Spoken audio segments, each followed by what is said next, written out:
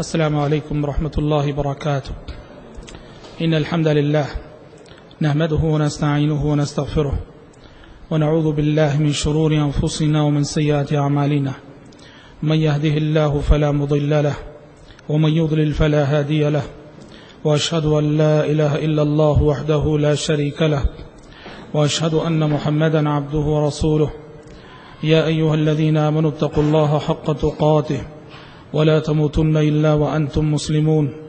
يا أيها الناس اتقوا ربكم الذي خلقكم من نفس واحدة وخلق منها زوجها وبث منهما رجالا كثيرا ونساء، واتقوا الله الذي تساءلون به والأرحام إن الله كان عليكم رقيبا.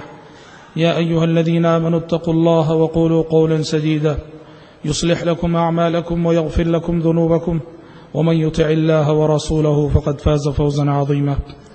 أما بعد، فإن خير الحديث كتاب الله، وخير الهدي هدي محمد صلى الله عليه وسلم، وشر الأمور محدثاتها، وكل محدثة بدعة، وكل بدعة ضلالة، وكل ضلالة في النار. أعوذ بالله السميع العليم من الشيطان الرجيم من همزه ونفخه ونفثه. بسم الله الرحمن الرحيم. إذا جاء نصر الله والفتح ورأيت الناس يدخلون في دين الله أفواجا فسبح بحمد ربك واستغفر إنه كان توابا. اللہ رب العزت کا بے انتہا شکر و احسان ہے، جس کی مدد، توفیق اور تائید سے دروس سیرت کا مبارک سلسلہ الحمدللہ ثم الحمدللہ کامیابی کے ساتھ اختتام پذیر ہونے کے قریب ہے. حضرات، ہم نبی کریم صلی اللہ علیہ وسلم کی مدنی زندگی کے حوالے سے گفتگو ہماری چل رہی تھی، باتیں ہم سن رہے تھے. کل کے درس میں بڑی تفصیل کے ساتھ صلح حدیبیہ پہ روشنی ڈالی گئی تھی اور بتایا گیا تھا کہ صلح حدیبیہ کو فتح مبین قرار دیا گیا. پیارے نبی کی زندگی کی سب سے بڑی فتح، پیارے نبی کی زندگی کی سب سے بڑی جیت، صلح حدیبیہ کو فتح مبین کیوں قرار دیا گیا، اس کی وجوہات وغیرہ پر بھی تفصیل کے ساتھ کل کے درس میں روشنی ڈالی گئی تھی. آج کا ہمارا موضوع، آج انشاءاللہ تعالی ہماری گفتگو دو موضوعات کے حوالے سے ہوگی. آج کا ہمارا پہلا موضوع ہے بادشاہوں کے نام، دعوت اسلام کے خطوط، اور دوسرا موضوع ہے فتح مکہ. کل جیسے کہ بتایا گیا تھا کہ صلح حدیبیہ فتح مبین اس لیے قرار پائی کہ صلح حدیبیہ کے بعد دعوت و تبلیغ کے راستے ہموار ہو گئے. دعوت و تبلیغ کے راستے میں جو رکاوٹیں تھیں وہ رکاوٹیں دور ہو گئیں. نبی کریم صلی اللہ علیہ وسلم نے صلح حدیبیہ کے بعد جو امن کا ماحول اور امن کی فضا قائم ہوئی، اس سے فائدہ اٹھاتے ہوئے نبی کریم صلی اللہ علیہ وسلم نے وقت کے حکمرانوں، وقت کے سارے بادشاہوں کو اسلام کی دعوت دیتے ہوئے خطوط لکھے. بہت سارے بادشاہوں کے نام، سیرت کی کتابیں اگر آپ دیکھیں گے تو سیرت کی کتابوں میں کافی خطوط ملتے ہیں جو آپ وسلم نے لکھے. اور اس دور کے ایک جانے مانے محقق ڈاکٹر حمید اللہ صاحب جو پیرس کے رہنے والے تھے، انہوں نے تحقیق کر کے، ریسرچ کر کے نبی کریم صلی اللہ علیہ وسلم سے کے مختلف خطوط جو آپ نے اپنے دور کے مختلف بادشاہوں کو لکھے تھے، وہ سارے خطوط جو ہے انہوں نے جمع کیے ہیں.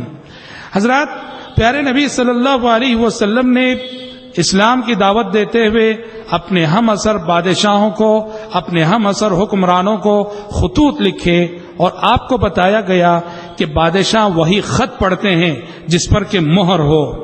جس خط پہ مہر نہ ہو بادشاہ وہ خط نہیں پڑھا کرتے، اور بادشاہوں کے پاس اس خط کی کوئی قیمت نہیں جس پر کہ مہر نہ ہو.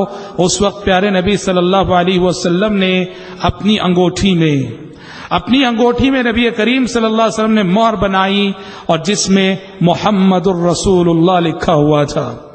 محمد الرسول اللہ، نیچے سے اوپر اللہ، درمیان میں رسول اور نیچے محمد، اور پڑھو نیچے سے محمد الرسول اللہ. تو جو آپ کی مہر تھی اس کا موضوع اور اس کا مضمون تھا کہ محمد اللہ کے رسول ہیں. اس مہر کے ساتھ آپ صلی اللہ علیہ وسلم نے اپنے دور کے بہت سارے حکمرانوں کو جو عرب میں تھے، عرب سے باہر تھے، سب کو اسلام کی دعوت دیتے ہوئے خطوط لکھے. اور ان خطوط کا جو ریاکشن کہیے، رد عمل کہیے یا جواب الگ الگ انداز کا رہا. نجاشی کے نام آپ نے خط لکھا اور نجاشی کے پاس جو خط بھیجا صحابی رسول عمر بن امیہ الزمری رضی اللہ عنہ کو قاصد بنا کر بھیجا. اور مصر کے بادشاہ مقوقس کے پاس خط لکھا اور ان کے پاس حاطب بن ابی بلتہ رضی اللہ عنہ کو قاصد بنا کر بھیجا. ایران کے بادشاہ کسرا کے پاس خط لکھا اور کسرا کے پاس عبداللہ بن حذافہ سہمی رضی اللہ عنہ کو قاصد بنا کر بھیجا. اور آخری ہرقل جو روم کا بادشاہ تھا، دحیہ کلبی رضی اللہ عنہ کو قاصد بنا کر بھیجا اور دعوت اسلام کا خط دحیہ کلبی نے اس تک پہنچایا. رد عمل کیا تھا؟ الگ الگ یہ جو 4 نام میں نے لیے، یہ 4 مثالیں ہیں کہ آپ صلی اللہ علیہ وسلم نے دعوت اسلام کے جو خطوط لکھے اس کا جواب آپ کو کیا ملا. 4 نمونے ہیں. پہلا نام میں نے نجاشی کا لیا، اور نجاشی یہ وہ بادشاہ ہے. ہم آپ کو بتا دیں وہ نجاشی اور ہیں جن کا تذکرہ عہد مکی میں ہم نے کیا تھا. وہ تو اسی وقت مسلمان ہو گئے تھے جعفر بن ابی طالب رضی اللہ عنہ کی تقریر سن کر، تلاوت سن کر. محققین کے قول کے مطابق یہ نجاشی جن کے نام پیارے نبی نے دعوت اسلام کا خط لکھا یہ اور ہیں. یہ نجاشی بھی اپنے سابقہ پیش رو کی طرح پیارے نبی کی دعوت جب پہنچی، آپ کا خط پڑھنے کے بعد مشرف اسلام ہو گئے اور پیارے نبی کے پاس جواب لکھا جس میں سمع و طاعت کو قبول کرنے کا اعلان تھا. تو دیکھیے، ایک رویہ یہ تھا کہ بعض بادشاہوں نے اسلام قبول کیا. دوسرا رویہ جو ہمیں مصر کے بادشاہ مقوقس کی شکل میں نظر آتا ہے. مقوقس کو جب آپ صلی اللہ علیہ وسلم کا خط پہنچا، خط پڑھا، اس نے اسلام تو قبول نہیں کیا پر آپ کے خط کی عزت کی. اور جو قاصد جو صحابی حاطب بن ابی بلتہ رضی اللہ عنہ خط لے کر گئے تھے ان کی عزت کی. اور عزت کرنے کے ساتھ ساتھ مقوقس نے پیارے نبی کی خدمت میں ہدیہ بھیجا، ماریا قبطیہ اور سیرین نام کی 2 لونڈیاں، اور اسی طرح سے ایک خچر انہوں نے مصر کے بادشاہ نے پیارے نبی کی خدمت میں ہدیہ بھیجا. حسن سلوک کیا، عزت کی، احترام کیا. یہ اور بات ہے کہ اسلام قبول نہیں کیا. تیسرا بادشاہ، تیسرا نمونہ، اور یہ ہے ایران کا بادشاہ کسرا.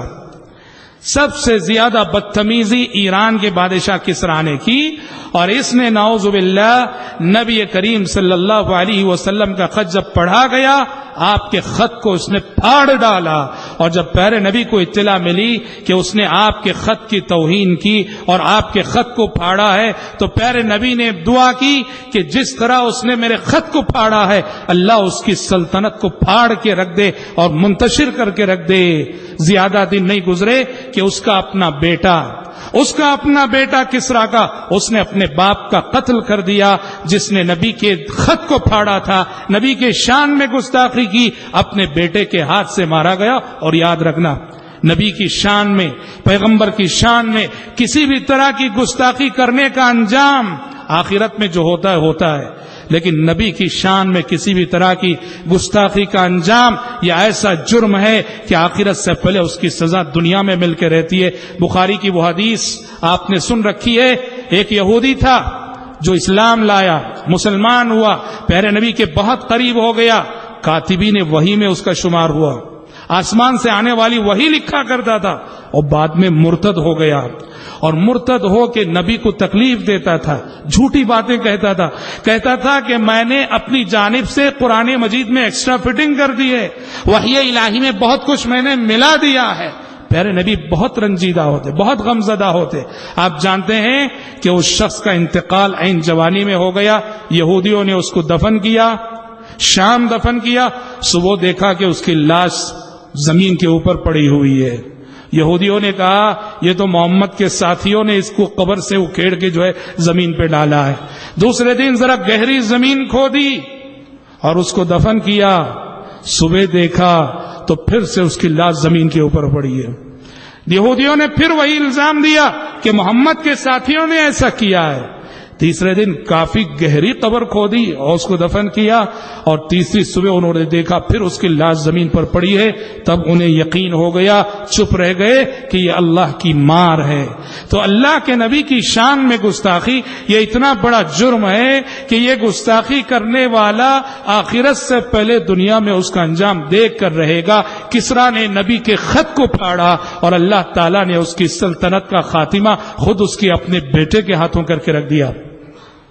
چوتھا نمونہ حضرات ہرقل کا, قیصر روم کا بادشاہ ہرقل. اور یہ اس میں ذرا تفصیل ہے اور یہ بڑا دلچسپ واقعہ ہے جو صحیح بخاری میں بڑی تفصیل سے آیا ہوا ہے. ہرقل ایک ماہر نجومی تھا. نجومی کسے بولتے ہیں؟ ستاروں کو دیکھ کے جو ہے جو مستقبل بتاتے ہیں. ہرقل بہت ماہر نجومی تھا. ہم آپ کو بتا دیں جیسے جادو ایک علم ہے ویسے ہی علم نجوم بھی ایک علم ہے.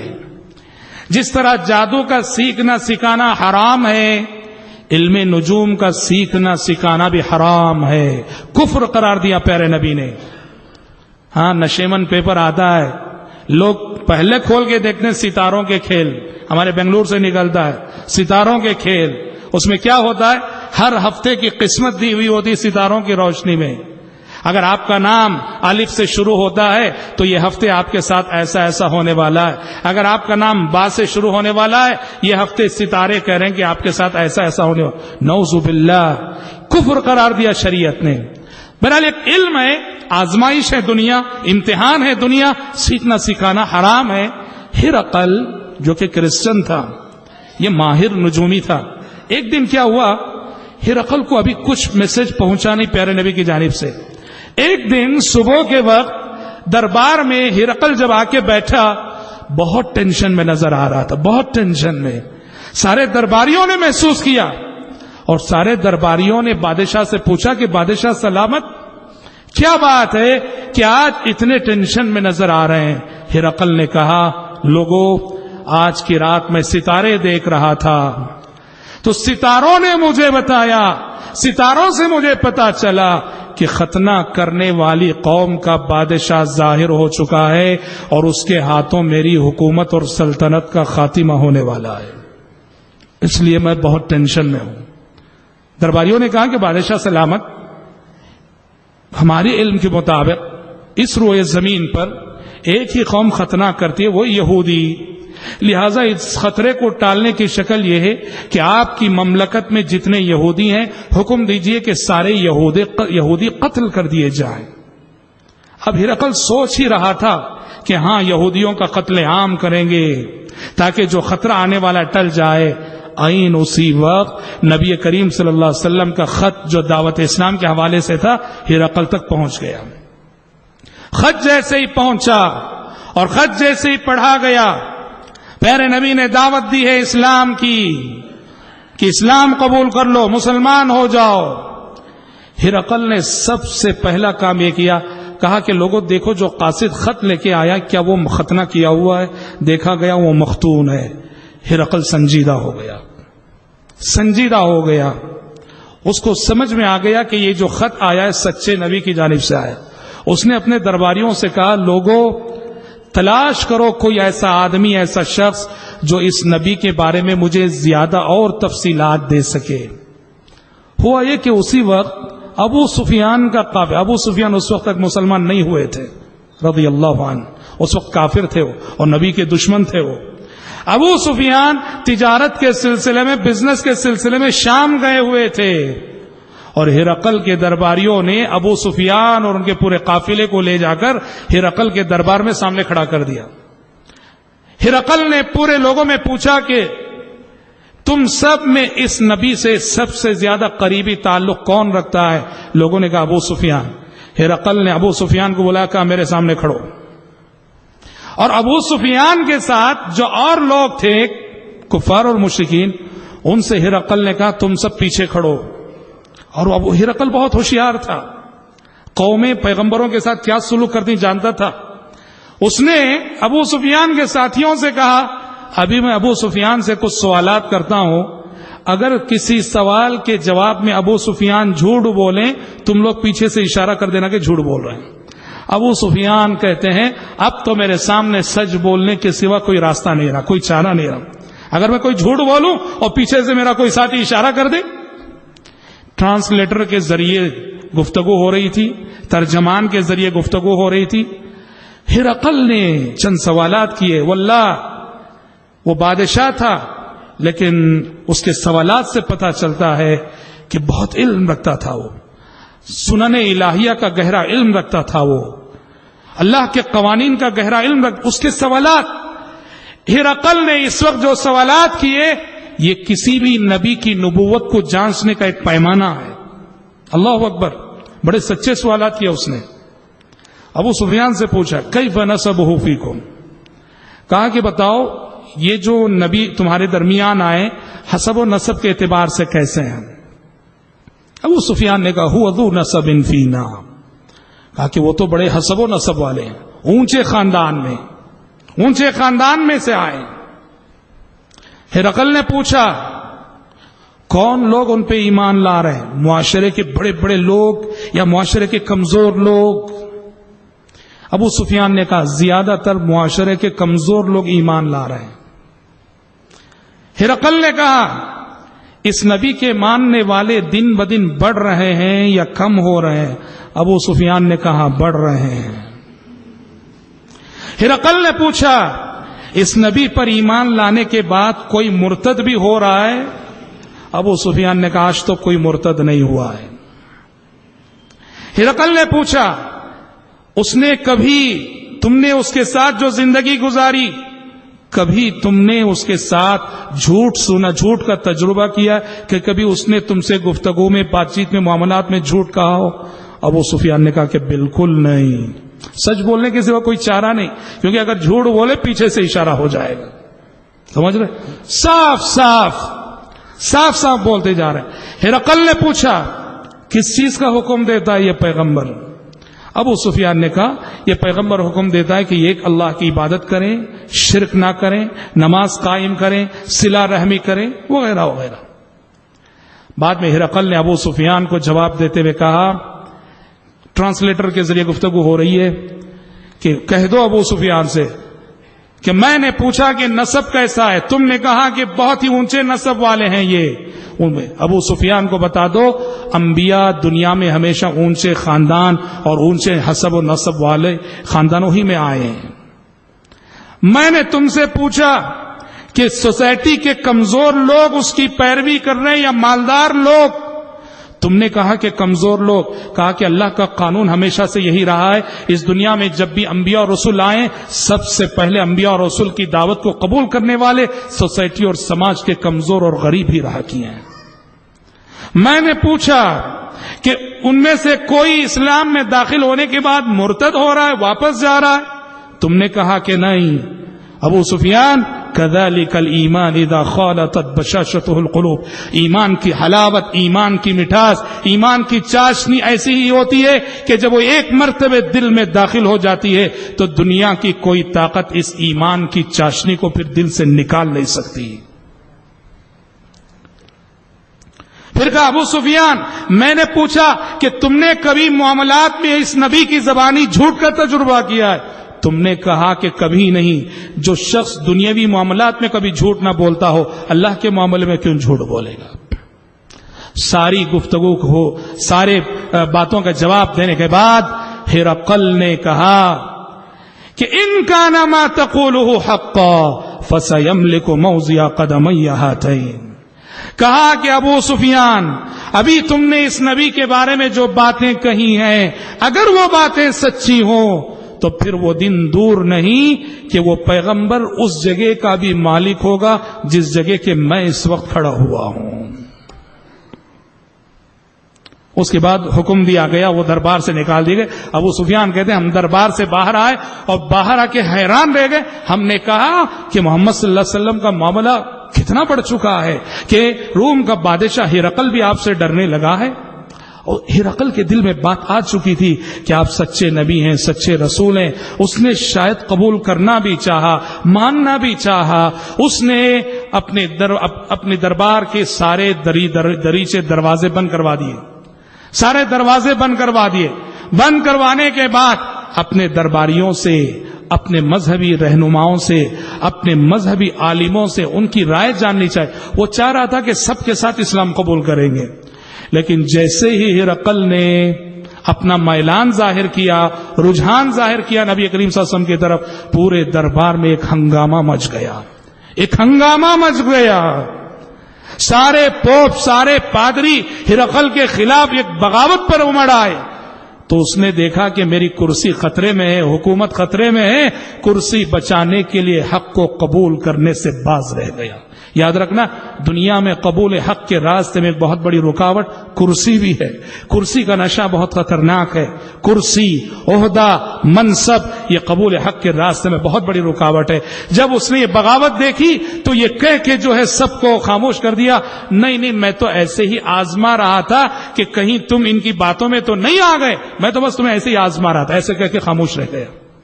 حضرات, یہ مختلف ریاکشن تھے, رد عمل تھے جو آپ نے خطوط لکھے. یہاں میں فی الجملہ 2-3 باتیں کہنا چاہوں گا. آپ نے جو غیر مختلف بادشاہوں کو خطوط لکھے اس سے کئی مسئلے معلوم ہوتے ہیں. 2-4 مسئلے میں بتا دیتا ہوں.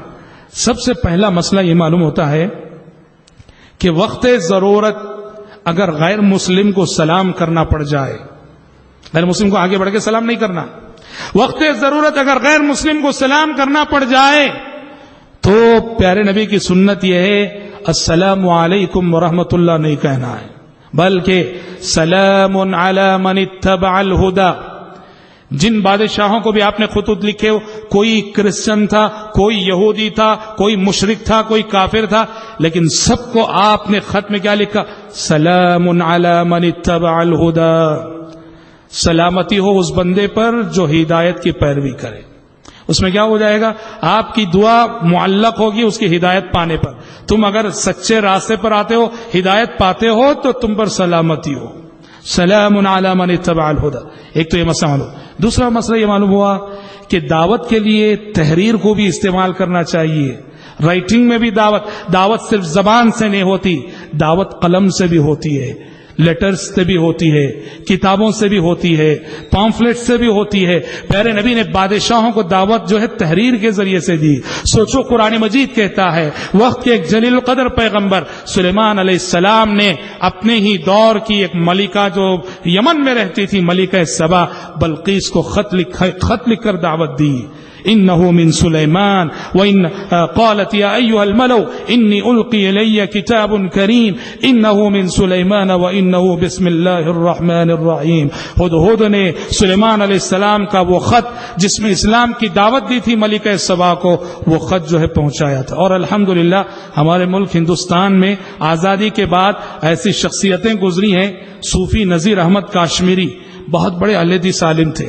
نام میں صوفی کا مطلب وہ صوفی نہیں تھے, سمجھ رہے ہیں, مضبوط سلفی عالم تھے.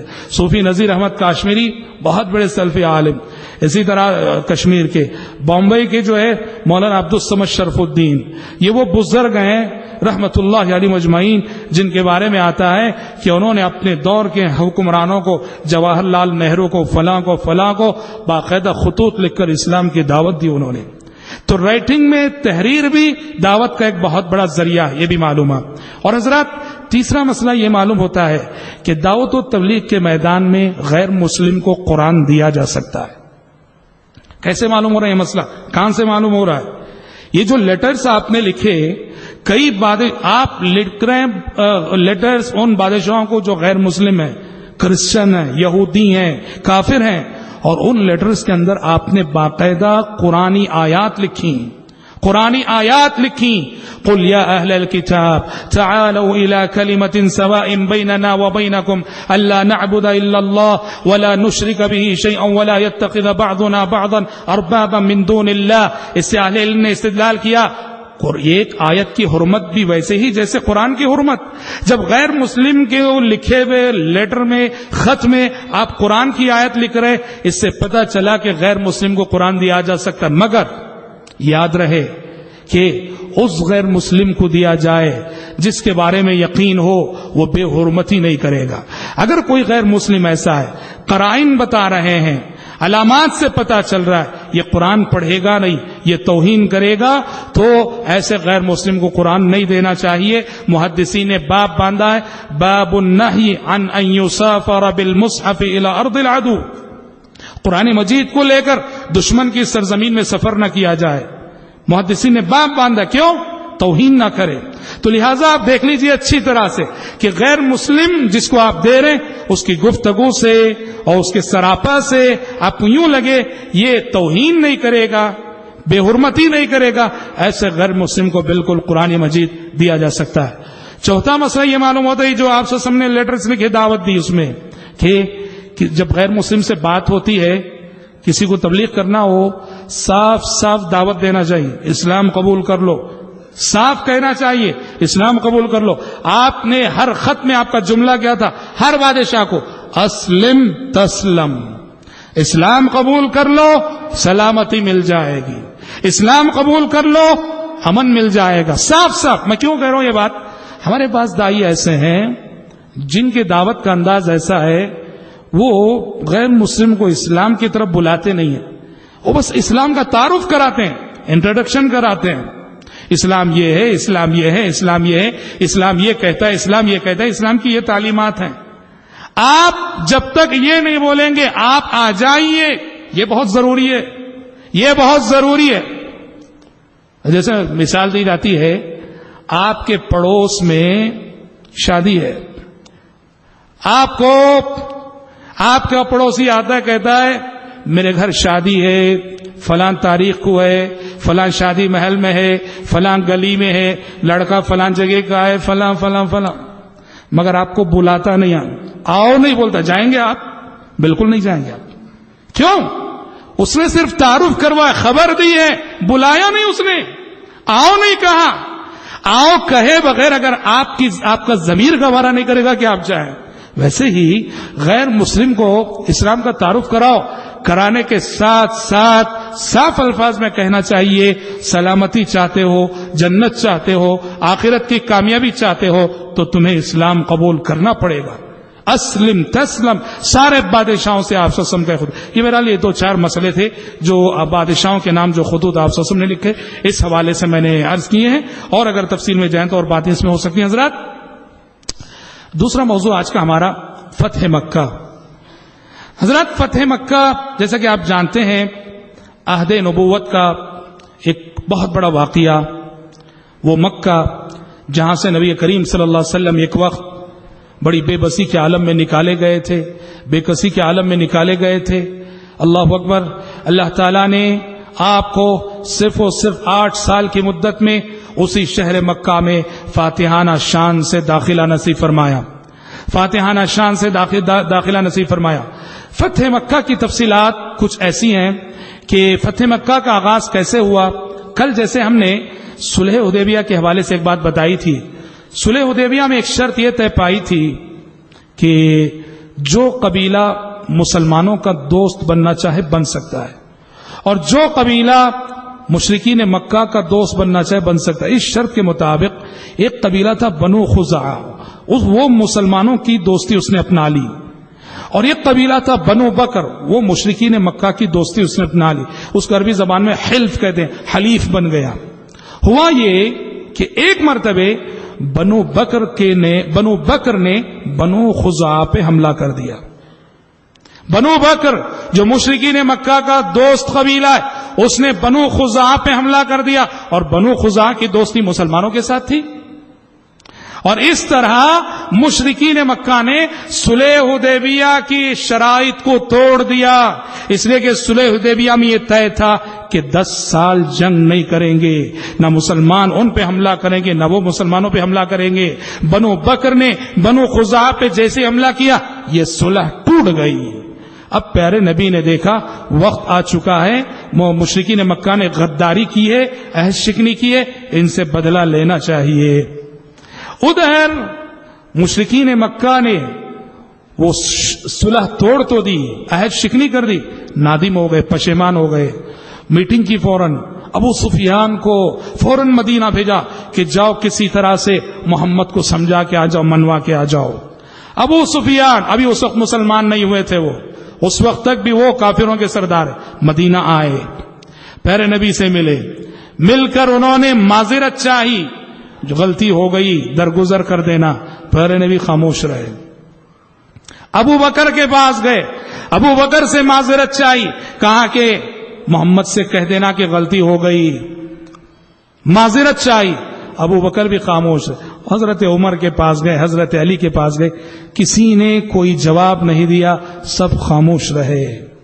اور ابو سفیان ناکام اور نامراد مدینے سے لوٹے، انہیں نہیں معلوم تھا کہ اب پیارے نبی کا اگلا قدم کیا ہوگا اور نیکسٹ آپ کا ڈیسیشن کیا ہوگا، نہیں معلوم تھا۔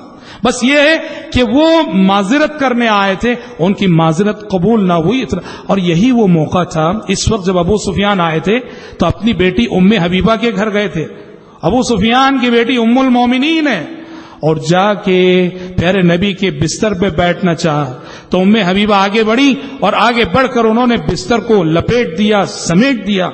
ابو سفیان دیکھتے رہ گئے، بیٹی کیا کر رہی ہے؟ ابو سفیان نے کہا بیٹا کیا بات ہے، تم نے بستر کو لپیٹ کیوں دیا، بستر کو سمیٹ کیوں دیا؟ بستر کو میرے لائق نہیں سمجھا ہے یا مجھے اس بستر کے لائق نہیں سمجھا ہے؟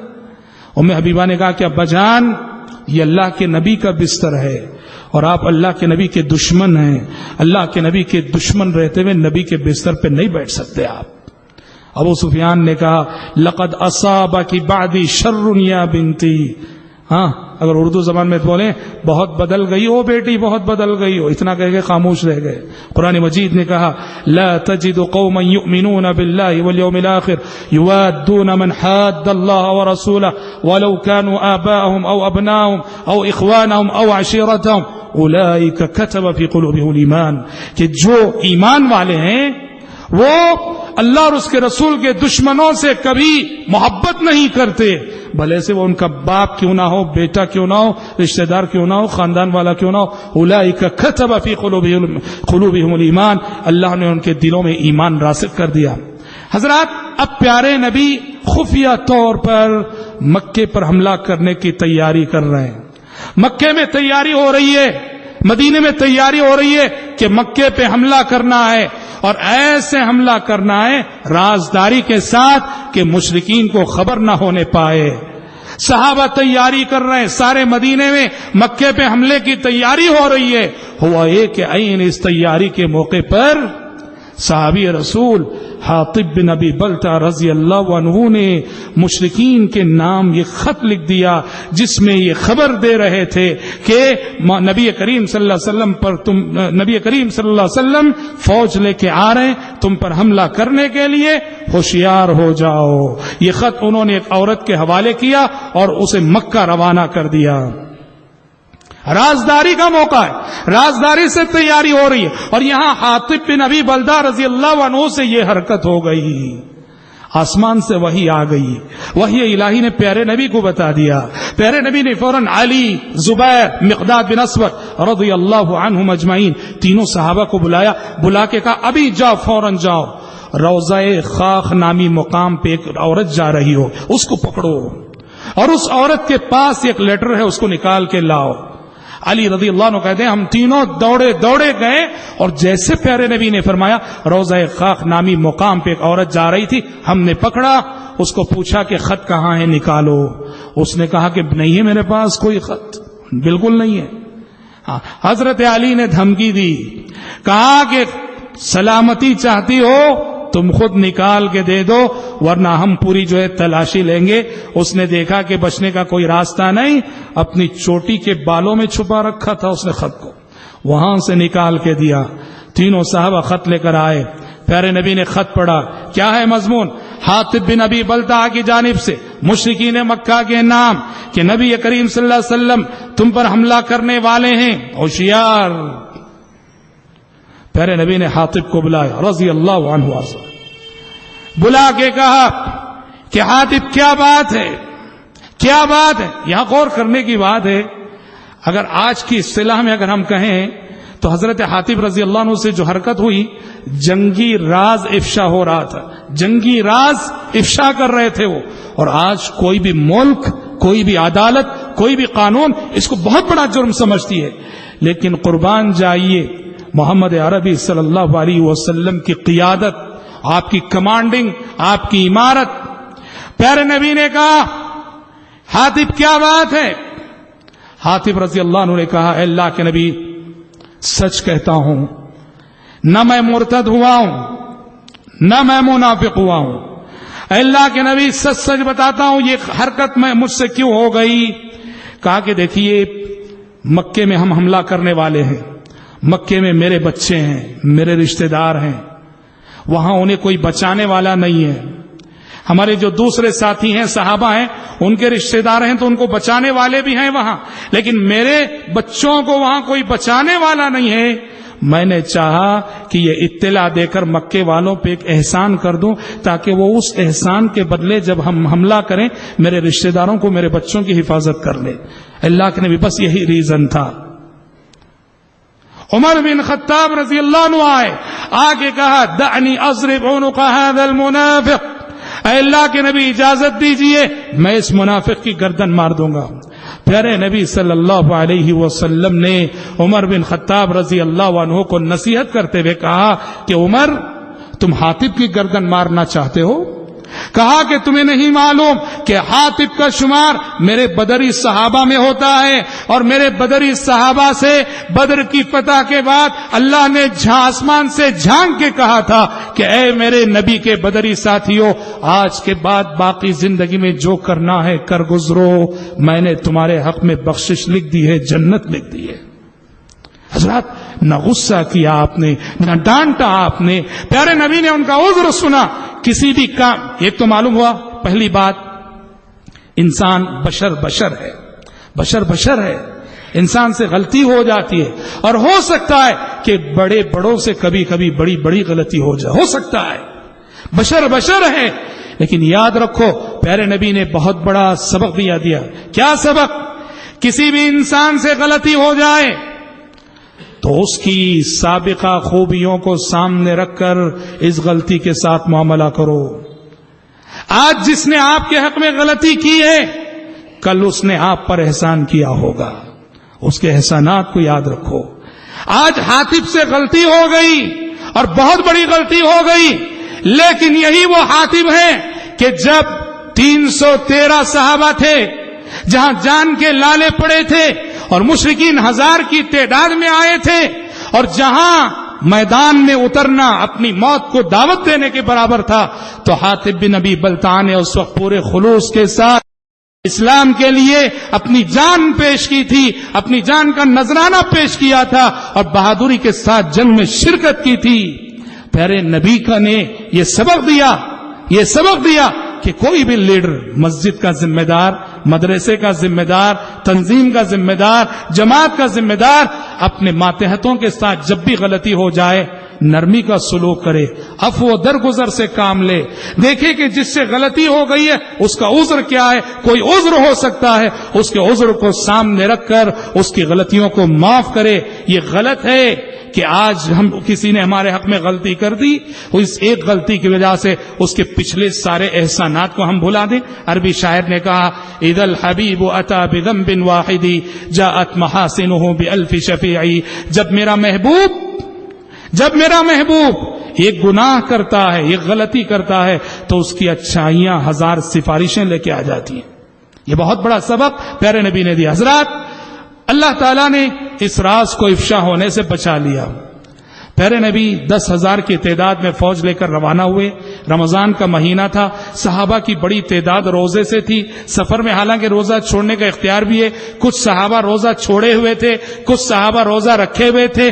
نہ روزہ رکھنے والوں نے چھوڑنے والوں کو ملامت کی، نہ چھوڑنے والوں نے رکھنے والوں کو ملامت کی، معلومات دونوں باتوں کی گنجائش ہے۔ ہوا یہ کہ ایک دن سفر میں جاری ہے، مکے کی طرف آگے بڑھ رہے ہیں، صحابہ کی بڑی تعداد روزے سے ہے، عصر کا وقت ہے، مسلسل دھوپ میں چلتے ہوئے روزہ صحابہ کے لیے ناقابل برداشت ہو گیا۔ عصر کے وقت صحابہ نے پیارے نبی سے عرض کیا، اے اللہ کے نبی، دھوپ میں چلتے چلتے ہماری ہمتیں جواب دے چکی ہیں، ہماری ہمتیں جواب دے چکی ہیں، اب مغرب تک روزہ کنٹینیو کرنا ہمارے لیے بہت مشکل ہے۔ یہ سن کر پیارے نبی نے صلوات اللہ وسلام علیہ سواری پہ بیٹھے ہوئے تھے، پانی منگوایا اور سب کو دکھا کر آپ نے پانی پی کر روزہ توڑ دیا، روزہ ختم کر دیا۔ اور آپ کو دیکھ کر سارے صاحب، ہمارے یہاں لوگوں میں ایک عام تصور ہے 12 بجے سے پہلے توڑ لینا، اگر توڑنا ہے تو 12 بج گئے تو پھر توڑ ہی نہیں سکتے۔ یہ جاہلانہ تصور ہے، جاہلانہ تصور ہے۔ اگر معقول ریزن ہے آپ کے پاس، ڈاکٹر کہتا ہے عصر کے بعد اس وقت انجیکشن لینا ضروری ہے، نہیں لوگے تو تمہاری جان کو خطرہ ہے، کچھ بھی، یہاں آپ روزہ توڑ سکتے ہیں۔ معقول عذر کے لیے آپ کبھی بھی روزہ توڑ سکتے ہیں۔ عصر بعد روزہ توڑا، سارے صحابہ نے روزہ توڑ دیا، سب روزہ توڑ دیے، اور آپ کو پتا چلا کہ چند صحابہ ایسے ہیں جنہوں نے اپنا روزہ توڑا نہیں ہے، وہ مغرب تک اپنا روزہ کنٹینیو کر رہے ہیں۔ تو اس وقت پیارے نبی نے کہا، اولئک العصاة اولئک العصاة اولئک العصاة، یہ میرے نافرمان ہیں، یہ میرے نافرمان ہیں، یہ میرے نافرمان۔ حضرات، سوچنے کی بات ہے، کون سی نافرمانی کر رہے تھے؟ کوئی غلط کام کر رہے تھے؟ وہ تو روزہ کنٹینیو کر رہے تھے، لیکن جہاں محمد عربی صلی اللہ علیہ وسلم روزہ توڑ دیں، کسے کیا حق پہنچتا ہے کہ وہ اپنا روزہ جاری رکھے؟ اسی لیے یاد رکھنا، عبادت کے کاموں میں، اطاعت کے کاموں میں، بندگی کے کاموں میں، نیکی کے کاموں میں اس حد پہ رک جاؤ جس حد پہ محمد عربی صلی اللہ علیہ وسلم رک گئے۔ محمد عربی صلی اللہ علیہ وسلم کی بتائی ہوئی حد سے آگے بڑھنے کی کوشش نہ کرو، کیونکہ نہ آپ، نہ ہم، نہ قیامت تک آنے والا کوئی ولی، کوئی بزرگ محمد صلی اللہ علیہ وسلم سے بڑھ کر نہ اللہ سے ڈر سکتا ہے، نہ اللہ کی عبادت کر سکتا ہے۔ تو پتا چلا کہ جہاں محمد عربی صلی اللہ علیہ وسلم اپنا روزہ ختم کر دیں، کسی کو کیا حق پہنچتا ہے کہ وہ اپنا روزہ جاری رکھے؟ حضرات، پیارے نبی 10,000 کی تعداد میں صحابہ کی فوج کو لے کر مکے کی سمت آگے بڑھتے رہے۔ مکے والوں کو اس وقت خبر ہوئی جب پیارے نبی بہت مکے کے قریب پہنچ چکے تھے، وہ کچھ نہیں کر سکتے تھے۔ 10,000 کی تعداد میں فوج آئی ہے، کچھ نہیں کر سکتے تھے، اور پیارے نبی بلا مقابلہ فاتحانہ شان سے مکے میں داخل ہوئے۔ کوئی اپوزیشن نہیں ہے، اور جن کو اپوزیشن بننا تھا، اللہ نے ان کے دلوں میں رعب ڈال دیا اور سب اپنے گھروں میں دبے بیٹھے ہیں۔ اللہ اکبر، پیارے نبی فاتحانہ شان سے مکے میں داخل ہوئے۔ اور یاد رکھنا، انسانی تاریخ بتاتی ہے، دنیا کا کوئی بھی بادشاہ، دنیا کا کوئی بھی حکمران، وہ ماضی ہی میں نہیں، آج بھی امریکہ نے جن جن بستیوں پہ، جن جن شہروں پہ حملہ کیا دیکھ لو، جب بھی دنیا کا کوئی بادشاہ یا دنیا کا کوئی ملک کسی دوسرے ملک کو فتح کرتا ہے، کیا کرتا ہے وہ؟ قرآن کے الفاظ میں، ان الملوک اذا دخلوا قرية افسدوها وجعلوا اعزة اهلها اذلة وكذلك يفعلون، کہ جب بادشاہ کسی بستی میں فاتحانہ شان سے داخل ہوتے ہیں، خوب فساد مچاتے ہیں، خوب فتنہ کرتے ہیں، خوب خون خرابہ کرتے ہیں، انسانی خون کو پانی کی طرح سے بہاتے ہیں، اور اس ملک کے، اس بستی کی جو عزت والی ہستیاں ہیں ان کو ذلیل سے ذلیل تر کر کے چھوڑتے ہیں۔ دنیا کی ہر فتح ایسے ہی، دنیا کی ہر فتح ایسے ہی، دنیا کا ہر ملک اور ہر حکمران جب کسی ملک کو فتح کرتا ہے، خون خرابہ کیے بغیر فتح نہیں ہوتی، انسانی خون کی ندیاں بہائے بغیر کوئی فتح نہیں ہوتی، ماؤں کو بیوہ کیے بغیر کوئی فتح نہیں ہوتی، بچوں کو یتیم کیے بغیر کوئی فتح نہیں ہوتی، اور عزت والوں کو ذلیل کیے بغیر کوئی فتح نہیں ہوتی۔ پوری انسانی تاریخ میں یہ اکیلی فتح ہے محمد عربی صلی اللہ علیہ وسلم کی، ایک مثالی فتح۔ غور کرو، ایک بادشاہ کی فتح میں اور ایک پیغمبر کی فتح میں کتنا زمین آسمان کا فرق ہوتا ہے۔ بادشاہ ملک میں داخل ہوتا ہے، اتراتے ہوئے، تکبر کرتے ہوئے، غرور کے ساتھ داخل ہوتا ہے. اور محمد عربی صلی اللہ علیہ وسلم داخل ہو رہے تھے. عاجزی، انکساری کا یہ عالم. ابن اسحاق کی روایت ہے کہ پیارے نبی اپنی سواری پہ بیٹھے ہوئے تھے، انا فتحنا لک فتحا مبینا پڑے ہوئے اور اپنا سر جھکائے ہوئے عاجزی سے، اور اتنا سر جھکا تھا کہ آپ کی داڑھی کے بال آپ کی سواری اور آپ کی اونٹنی کی پیٹھ سے لگ رہے تھے. اس عاجزی کے ساتھ آپ صلی اللہ علیہ وسلم داخل ہوئے. اور سبحان اللہ، لوگ جب داخل ہوتے ہیں، حکمران داخل ہونے کے بعد خون خرابہ کرتے ہیں، لیکن پیارے نبی نے کیا کیا؟ مکے میں داخل ہو رہے، ایک صحابی نے اعلان کیا الیوم یوم الملحمہ. ایک صحابی نے اعلان کر دیا آج تو خون خرابے کا دن ہے، آج ہم خون بہا کر رہے ہیں کافروں کا. پیارے نبی نے ان کی صحابی کا جواب دیتے ہوئے کہا الیوم یوم المرحمہ، کہا کہ آج خون خرابے کا دن نہیں، آج رحم و کرم کا دن ہے.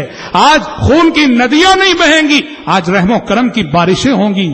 اور حضرات، مکے میں داخل ہونے کے بعد پیارے نبی نے امن عام کا اعلان کر دیا. آپ نے کہا کہ لوگوں جو اپنے گھر میں بیٹھا رہے، اپنے گھر کا دروازہ بند کر لے، اسے امن ہے. جو خانہ کعبہ میں داخل ہو جائے اسے امن ہے. اور حضرات، بادشاہ کیا کرتے ہیں؟ کسی بھی ملک میں داخل ہوتے وہاں کے عزت والے شہریوں کو ذلیل کرتے ہیں. پیارے نبی نے عزت والے شہریوں کو اور عزت دیتے ہوئے کہا کہ جو ابو سفیان کے گھر میں داخل ہو جائے اسے بھی امن ہے. اللہ اکبر، غور کرو کتنی بڑی بات ہے. ایک طرف آپ یہ فرما رہے ہیں جو خانہ کعبہ میں داخل ہو جائے اسے امن ہے، اور ایک طرف آپ یہ فرما رہے ہیں جو ابو سفیان کے گھر میں داخل ہو جائے اسے. کون ابو سفیان؟ جو پوری مکی تاریخ سے لے کر آج تک صف اول کے دشمن تھے، صف اول کے دشمن تھے، پیارے نبی کے خون کے پیاسے تھے. پیارے نبی نے کتنا بڑا اعزاز عطا کیا. ابو سفیان خود رضی اللہ عنہ وارضا اتنا متاثر ہوئے آپ کے اس کریمانہ سلوک سے، آپ کے اس کریمانہ اخلاق سے. انہیں احساس ہوا کہ میں نے نبی کو کتنا ستایا اور آپ میری کتنی عزت کر رہے ہیں. ابو سفیان رضی اللہ عنہ اس دن مشرف اسلام ہو گئے، اس دن مشرف اسلام ہو گئے. اور حضرات، پیارے نبی فاتحانہ شان سے مسجد حرام تک پہنچے، خانہ کعبہ تک پہنچے. سارے کافر، سارے مشرک آپ کے سامنے لا کے کھڑا کیے گئے. سارے کافر آپ کے سامنے کھڑے ہیں اور رحم و کرم کی بھیک مانگ رہے ہیں نبی سے. کون ہیں یہ سامنے کھڑے ہونے والے؟ یہ وہ لوگ ہیں جو مکے کی 13 سالہ زندگی میں نبی اور نبی کے صحابہ کے خون کے پیاسے رہے. ان کی نیندیں حرام کی انہوں نے. پیارے نبی کو ستانے میں کوئی کسر نہیں چھوڑی انہوں نے. پیارے نبی کو تکلیف دینے میں کوئی کسر نہیں چھوڑی انہوں نے. ان کھڑے رہنے والوں میں آپ کو گالی دینے والا بھی تھا، ان کھڑے رہنے والوں میں آپ پر اونٹ کی اوجھڑی ڈالنے والے بھی تھے، ان کھڑے رہنے والوں میں آپ پر لعنتیں کرنے والے بھی تھے. اللہ اکبر. پیارے نبی نے ان سب سے پوچھا کیا سمجھتے ہو آج میں تمہارے ساتھ کیا معاملہ کرنے والا ہوں؟ سب نے ایک زبان ہو کے جواب دیا خیرن نرجو، خیرن نرجو، آپ سے تو ہمیں خیر ہی کی امید ہے. اللہ اکبر. اخلاق اس کو کہتے ہیں، اور انہی اخلاق سے پیارے نبی نے دنیا کو فتح کیا. دشمن بھی آپ سے خیر کی امید رکھ رہا ہے. جس دشمن نے آپ کو ستایا ہے اور بہت ستایا ہے، جب وہ آپ کے چنگل میں گرفتار ہو رہا ہے تو خود کو محفوظ سمجھ رہا ہے اور کہہ رہا ہے کہ اے محمد، آپ کے چنگل میں گرفتار ہو کر میں خود کو محفوظ اور مامون سمجھ رہا ہوں. خیر نرجو. اور پیارے نبی نے ان کی امیدوں پہ پانی نہیں پھیرا. آپ نے جس طرح یوسف علیہ السلام نے اپنے قصوروار بھائیوں کو معاف کیا، وہی جملہ آپ نے دہرایا، لا تثریب علیکم اليوم اذهبوا فانتم الطلقاء. لوگو جاؤ، آج کوئی گرفت نہیں تم پر، کوئی پکڑ نہیں، کوئی ملامت نہیں، کوئی زبردست نہیں. آج تم سب آزاد ہو، آج تم سب آزاد ہو. اس کریمانہ سلوک سے سارا مکہ مسلمان ہو گئے. لیکن یاد رہے اس امن کے موقع پر پیارے نبی نے چند شخصیتوں کو مستثنا کیا. ہاں یاد رہے، چند شخصیتوں کو مستثنا کیا اور کہا یہ 8 10 14 لوگوں کی چند لوگوں کی فہرست تھی. پیارے نبی نے ان کے بارے میں کہا یہ جہاں بھی نظر آئیں ان کا قتل کرو. کون ہے یہ لیڈر قسم کے لوگ، سرغنہ. پیارے نبی جان، پبلک اور عوام ہوتی ہے، وہ بے قصور ہوتی ہے. پیارے نبی نے کہا دیکھو کون ہے جو اس پبلک کو یوز کر رہا ہے. عوام کو یوز کر رہا ہے. جو اصل مجرم وہ ہے جو ان غریبوں کو اور اس عوام کو یوز کر کے جو ہے اپنے غلط مقاصد کو پورا کر رہا ہے. چند دشمنوں کو آپ نے، اکرمہ بن ابی جہل، ابو جہل کے بیٹے اکرمہ انہی میں سے تھے، ابن خطل انہی میں سے تھا. ایک صحابی نے آگے کہا اے اللہ کے نبی، ابن خطل کعبۃ اللہ کے پردوں کو پکڑ کے لٹک گیا ہے اور بھیک مانگ رہا ہے رحم و کرم کی. کعبۃ اللہ کے پردوں کو پکڑ کر لٹک گیا. پیارے نبی نے کہا جاؤ وہیں اس کی گردن اڑاؤ. کعبۃ اللہ کے پردوں کو پکڑا ہوا تھا اور وہیں اس کی گردن اڑائی گئی. اکرمہ بن ابی جہل کسی طرح سے جان بچا کر بھاگ نکلے.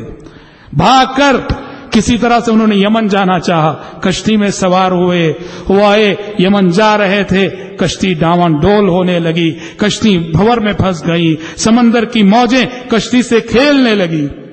کشتی کا جو ملاح تھا، کشتی کا جو ناخدا تھا، اس نے اعلان کر دیا لوگوں اب میرے ہاتھ میں بھی کچھ نہیں رہا، اب صرف تمہیں اللہ کی ذات ہی بچا سکتی ہے. اسی ایک کو پکارو، اس وقت اسی ایک کی ذات ہمیں بچا سکتی ہے، اس کے سوا کوئی ذات بچانے والی نہیں. اکرمہ نے کہا اگر سمندر میں اس کے سوا بچانے والی کوئی ذات نہیں تو پھر ہم خشکی میں اس کے ساتھ شریک کیوں کریں؟ خشکی میں بھی تو اس کے سوا کوئی نہ ہوگی. اکرمہ نے اسی وقت نظر مانی، کہا پروردگار اگر تو صحیح سالم ہماری کشتی کو ساحل پار لگا دے میں مسلمان ہو جاؤں گا.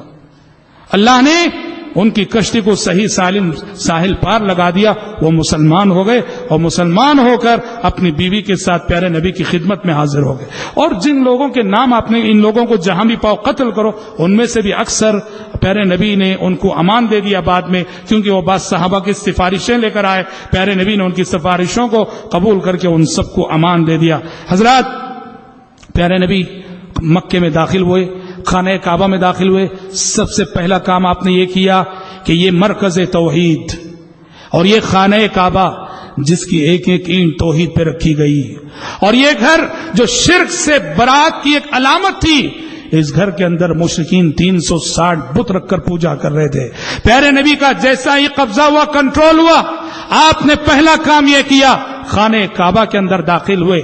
آپ کے ہاتھ میں چھڑی تھی، ایک ایک بت کو گرائے جا رہے تھے، توڑے جا رہے تھے، پھوڑے جا رہے تھے اور آیت پڑھے جا رہے تھے جاء الحق وزهق الباطل، جاء الحق وزهق الباطل ان الباطل كان زهوقا.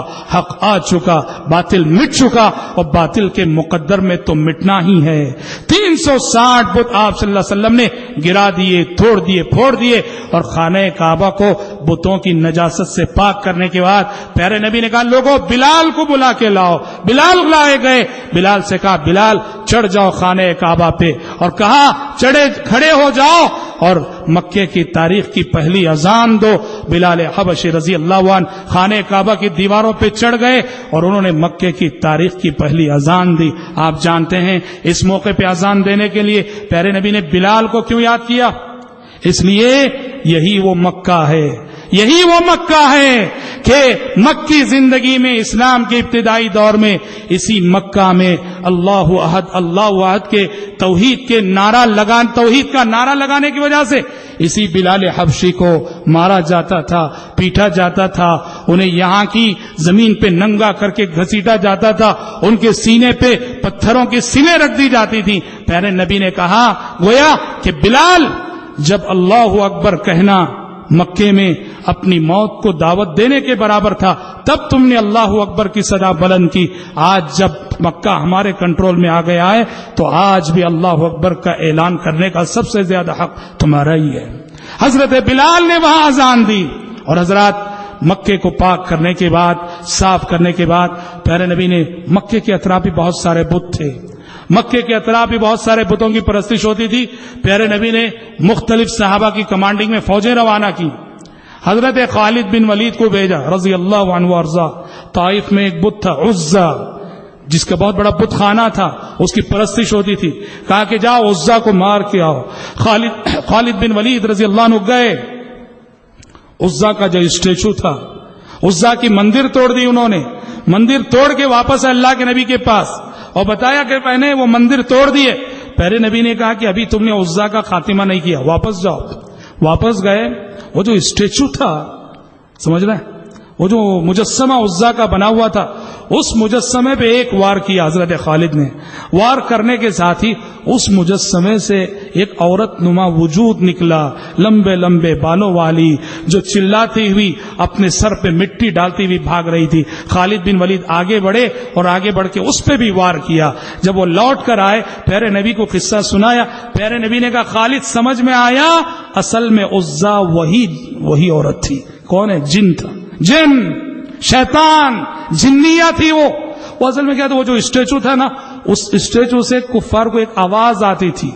وہ سمجھ گئے کہ یہ خدا ہے. وہ آواز شیطان کی آواز ہے, جن کی آواز ہے.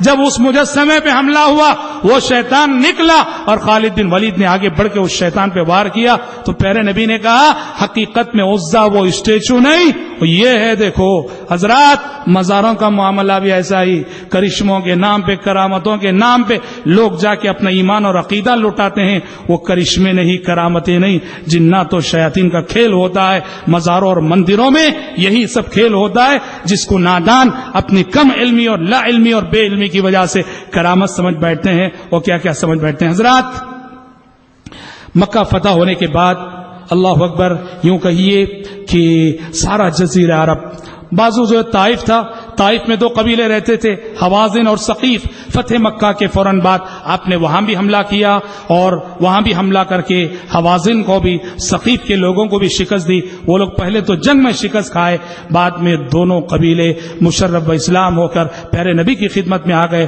جیسے ہی مکہ اور اطراف مکہ کے لوگ مسلمان ہوئے, سارا جزیرہ عرب اسلام میں داخل ہوئے. کیونکہ عرب کے لوگ منتظر تھے. یہ جو لڑائی چل رہی ہے مدینے والوں میں, محمد صلی اللہ علیہ وسلم میں اور مشرکین مکہ میں, دیکھنا ہے کہ یہ اونٹ کس کروٹ بیٹھتا ہے. جب سن 8 ہجری میں مکے پر مسلمانوں کا قبضہ ہو گیا, مکے پہ مسلمانوں کا کنٹرول ہو گیا, سارا جزیرہ عرب, عرب کے سارے قبیلے جو منتظر تھے, دیکھ رہے تھے, سب نے ایمان لا لیا, اسلام قبول کر لیے. اسی لیے 8 ہجری میں مکہ فتح ہوا. سن 9 ہجری اس کو سیرت کی کتابوں میں عام الوفود کہا جاتا ہے.